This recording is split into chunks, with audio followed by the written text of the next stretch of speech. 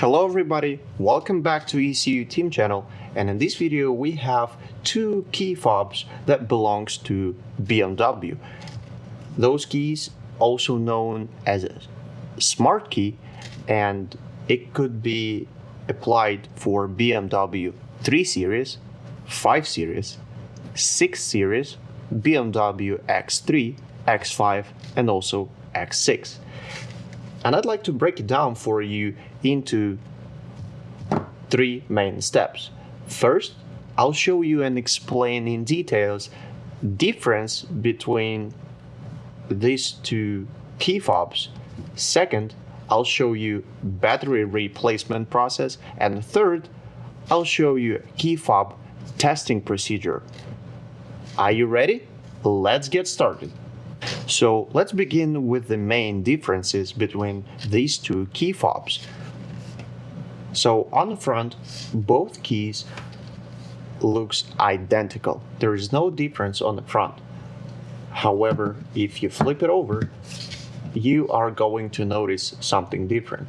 This key has some sort of a flat surface, when this key has this little plastic door or plastic panel that covers the battery that you can easily replace. And how to replace it I'll show you a little bit later.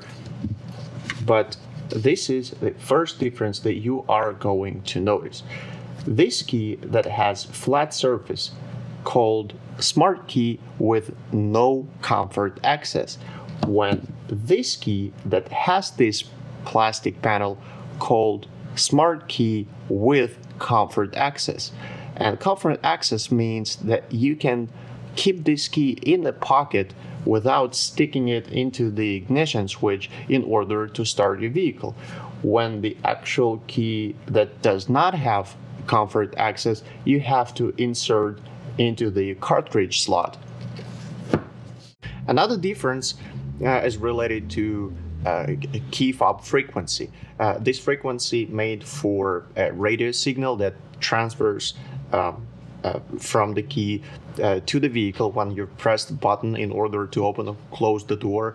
And in our case, take a look a little bit closer, it says 315 megahertz. 315 megahertz is a standard for a US market, and in my case both keys belongs to US market because both of them has the same ratings, 315 megahertz. The reason why I'm telling you is different is because if you buy a key that belongs to European market, then for European market standard is 868 megahertz. So be careful when you buy those keys online. You have to make sure that the frequency matches original vehicle specs. So don't buy European standard when your vehicle made for a US market. Third difference is the actual part number. Right here, you can see it says FCC ID. FCC ID, this is the actual part number, and you probably won't see on this key number because this key is used and not everything is clear to read, but I already spent some time to find out what's the part number on both of them, and the key that does not have comfort access has the part number that ends in 49127, when the key with the comfort access has a part number that ends in 49147. So this is a big difference. Make sure that when you buy the key, you match this number on the back. And the last difference is inside. And once we open both of those keys, I'll show you a little bit more detailed what is different between them. But yes, inside they are different. As I previously mentioned, that both keys could be inserted into the ignition switch. Let me show you and explain how it works. So the key that does not have comfort access, you definitely have to stick into the ignition switch in order to start your vehicle. And the difference is that inside, it's not a regular battery. It's a rechargeable battery. And when you insert the key into the cartridge slot, this key starts charging the battery a rechargeable battery that is inside of this key, and in a second I'll show you how it's doing so.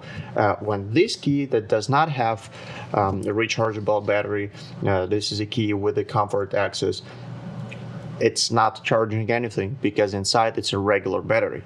So here I got prepared for you something interesting. This is a ignition switch or a cartridge slot where you have to insert the key, and there are two types of them that looks slightly different. We have this one and we have this one. They both doing exactly the same thing. The only difference is with the design on the front and on the back, but inside and the principle of working of those two things is absolutely identical. So you can insert both keys into the ignition switch like this, and this one you can insert as well, same as you can do with this thing.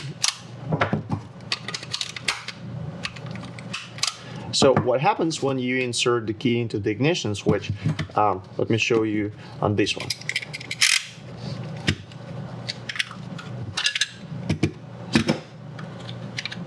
So it has this coil, and when you turn the power on, it's generating the electrical magnetic field around this ignition switch in order to provide power to the key. When you insert it, especially when you insert the key with no comfort access, it's recharging the battery, because again the battery is rechargeable, and when you drive, this rechargeable battery is charging constantly because of this coil that's generating this electrical magnetic field. The other ignition switch has exactly the same thing. I won't open it right now, but it does exactly the same thing. So let's close it up, and let me show you how to open both of them. Now it's time to show you how to open both keys, and let's begin with the key that does have comfort access. First thing you want to do is press this little button on the top and pull the key out like this. And this is a service key. It's a metal key, does not have any transponders. You won't be able to start the vehicle using this key. However, if your key fob does not have a battery, or the battery is dead, and your button's not working, you will be able to open and close doors, trunk, and glove box. And on the very top, you have this little hole that is designed specifically for this key. You don't have to use any knives. However, you can if you don't have the actual metal key. So you can use knife or a flat screwdriver or something that you can stick into this area. But if you have this key, it's designed that way where you can insert it like this and simply twist it. That's it. This is how you open this plastic lid on the back, and this is the battery. This is a regular coin battery. Model is CR2032, and make sure when you replace the battery, you use exactly the same size. You cannot use a different size because it won't work. And an important thing is, you see this little plus on the top? It indicates that the positive side is supposed to be on the top, and on the actual key you have this plot, and on the actual battery you have this plus on the top as well. That indicates that both plus sign is supposed to be on the same position, right?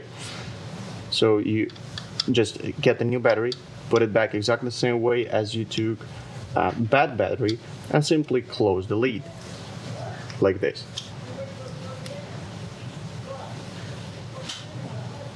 That's it. And then you take the service key and put it back. batteries. Now, key with no comfort access does not have this door on the back, and the procedure of taking this fob apart is slightly different and a little bit more complicated. So first thing we have to do, of course, take the service key out exactly the same way as we did on the other key, and on the very top there is no holes there that you can use to open the lid on the back. So I've seen a lot of videos where people use knife in order to cut the entire key all the way around. It's not the best way to do so, because first of all, it's complicated. Second, you can damage internals. And third, it takes so much more time and efforts. And it's simply not the safest thing to do. So I'm going to use the same knife that I have right here. And in order to open this key fob, all you have to do is, first of all, make sure that you hold this key properly and insert the blade right in the middle, right here where you see this like engraving. It literally shows you like the actual midpoint of this key, and you take the knife. Don't do this like this. You have to hold the key like this, because otherwise you can cut your fingers or cut your hand, and you definitely don't want to do that. So insert the blade right in the middle, apply some force carefully like this,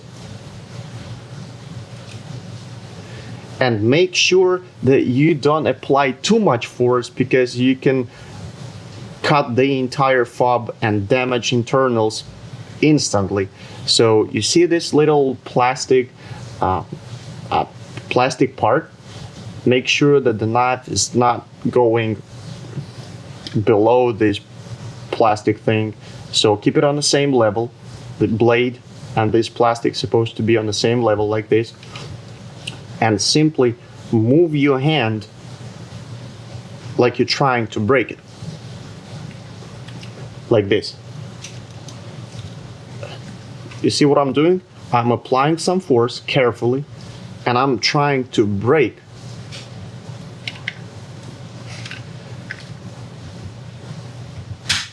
like this. You might think that the key is broken, but it's not. And the key is open. It normally takes about 10 seconds. And yes, you have to actually break this fob, because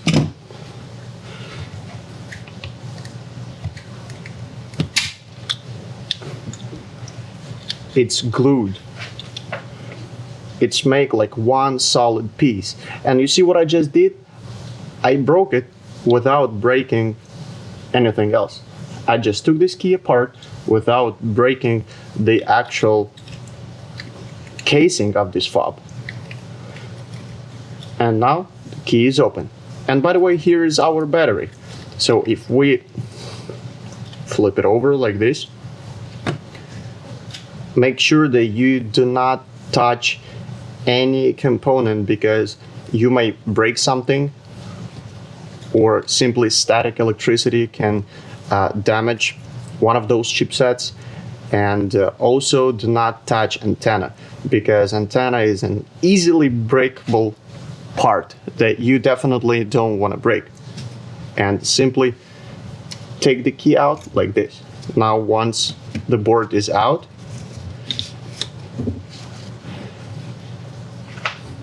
on the back where the battery is, and again, this is rechargeable battery, I told you that it's soldered. Once you took this key apart and you have the actual board in your hands, you won't be able to put the key fob back properly, because now it's broken and it does not have any mounts or anything where you can simply close the case. So you have two options in order to put the key back. Option number one, you can use glue, like super glue, and carefully glue all the edges around. And once you install the board back, you simply stick the key fob together and wait for a couple minutes in order for the glue to catch. But it's not the best thing to do. So the easiest and much more convenient way of taking this key, assembling this key back, is you can purchase just a key fob casing, like in our case I did. So this is a brand new key fob, or it's just a casing of a key. Let's see all the writings. You can clearly read because it's brand new. And the key, the service key, never been cut. It's a brand new key. It's a brand new key fob. So you take this key fob and carefully place board back after you replace the actual battery, and I'll show you in a bit how to get it replaced, because you have to solder in order to remove this rechargeable battery. But once you put everything back, solder this battery back to the board, you just place it carefully inside of the new fob casing like this and simply close it.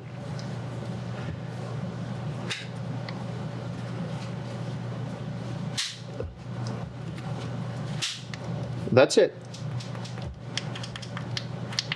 All three buttons are clickable, and it looks like a new key, and you can use the service key from the original key that you had and simply stick it back. That's it. Now you have brand new key fob with the original key inside that looks new, that works, and it's so much easier. And this way, your key looks like new key. And now let me show you how we take the battery out. So next time you want to do something like this, you can do it yourself. Right guys, so time to take the rechargeable battery out, and let's take this key fob apart real quick. So we pull the service key out first, and then we take a knife, stick it right in between, like this, trying to break it without actually breaking it, because this is our replacement fob and this is our board. And in order to remove the battery out of the board, take a look once again closer. We have two pins here and here, and we have to use desoldering equipment such as a desoldering pump that works like this. And let me show you how to easily get it removed.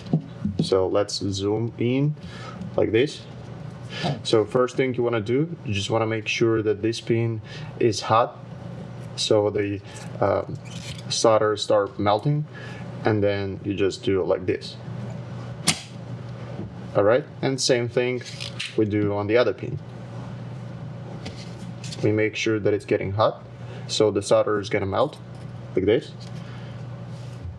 and simply remove it. That's it. The battery is out, and you can simply remove this battery. Oh, oops, I'm sorry.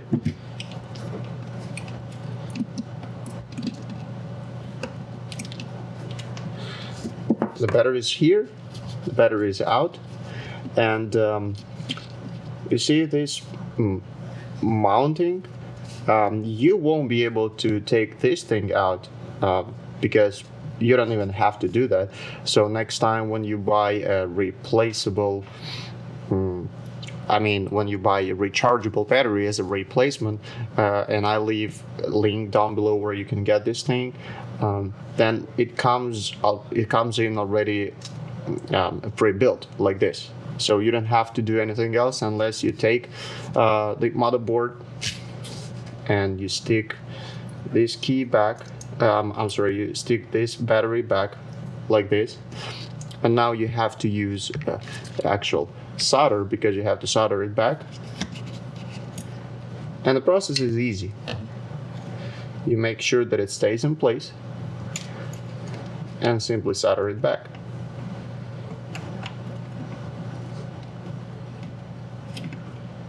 Like this, just so it won't go away anywhere. And the same thing here, like this.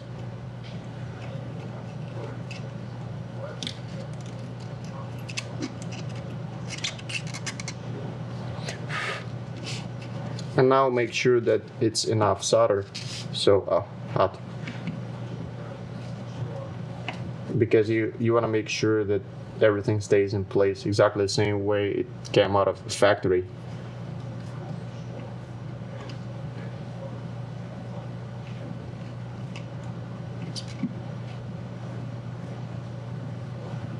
Like this.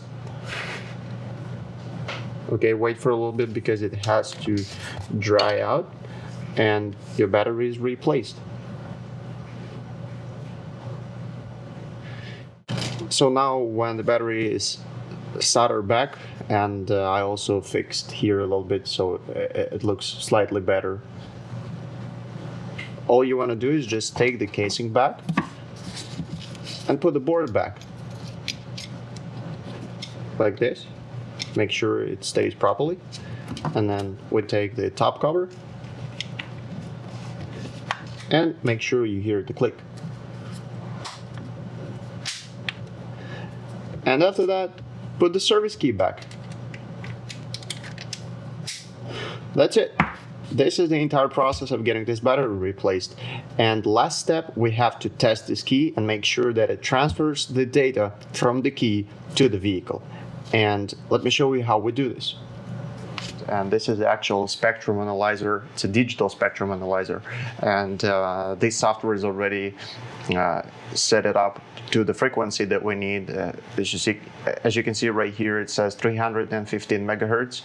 And you can adjust this frequency to pretty much any number that you're testing or you're working with. And right now I have to unmute right here, so you're going to hear a weird sound. So this sound indicates that right now this equipment is working. And let's take a look at the first key that we did that does have smart comfort access. And the way how we tested it, we simply press the button. And if the signal is going through, then you can see right away on this graph that it's going to move. Take a look.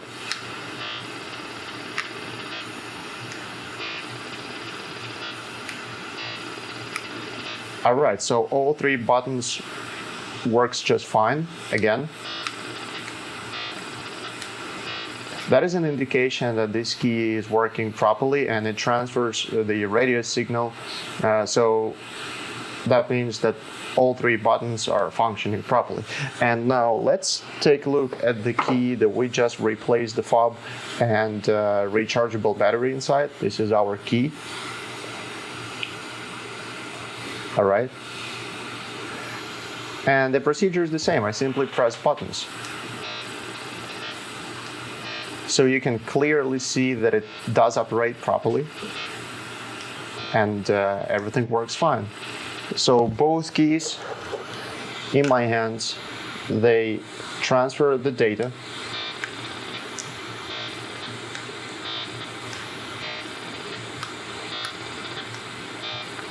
Which means that you can use them and both of them works just fine. Alright guys, so in this video we disclosed a couple things, which is key fob differences, key fob usage, key fob opening procedure, battery replacement procedure, and the testing procedure. So if I at least save you a trip to the dealership and you got something helpful out of this video, then please hit the like button, subscribe to the channel, and all the links to the actual key and service I'll leave down below. And if you don't feel comfortable doing a battery replacement procedure on the Smart Key with no comfort access, then simply call ECU Team and we'll be happy to help you. Thanks so much for watching. See you in the next one. Peace.